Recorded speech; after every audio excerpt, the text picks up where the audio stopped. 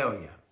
Cowboys in the regalia singing cowboy songs, natives in the drum singing with their voices in one accord, telling the story together.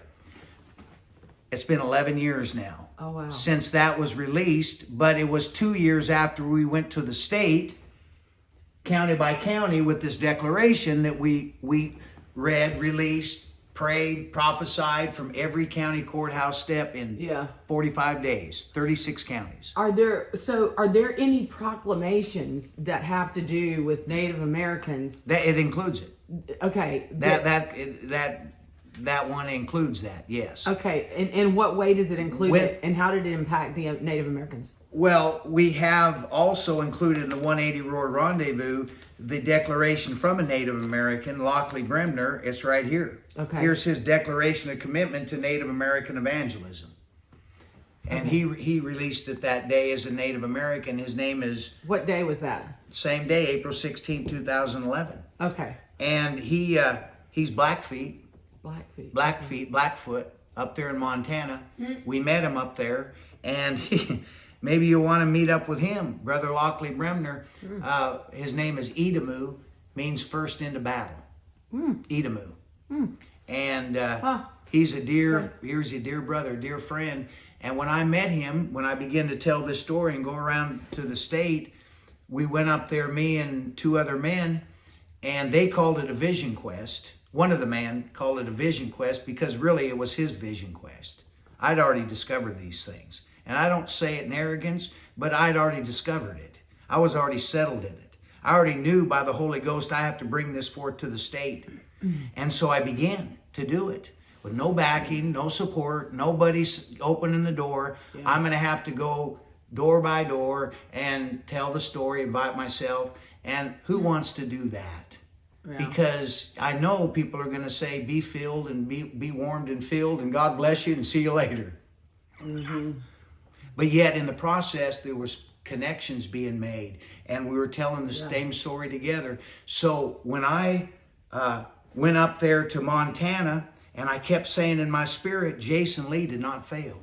Jason Lee did not fail, because you're hearing stories. He failed, and he even one woman told me that Jason Lee killed an Indian. I said, no, he didn't. That's not true. What resource? Where did you hear that? Well, nonetheless, I'm going up there. We meet up with this dear brother, and he'd done his research on the Jesuits that were sent to that territory, the Salish and the Blackfeet. They were ready for the book. So who comes in there before the ones that are really pure sent, like Jason Lee? Others that are not preaching the gospel as it is. And that's his account of the missionaries that came, that they failed. So when we are sitting with him in his backyard, he's such a dear, humble man. Humble heart of humility. And I'm reading that Chief White Swan testimony. You know, we read there at the Capitol what he had to say about Jason Lee. Because we already got it. We won't read it again. But I said to him, Jason Lee did not fail. Right. I said this to a dear Indian brother. And he said so gently, he said, well, brother, I beg to differ with you. Because he had done his own search.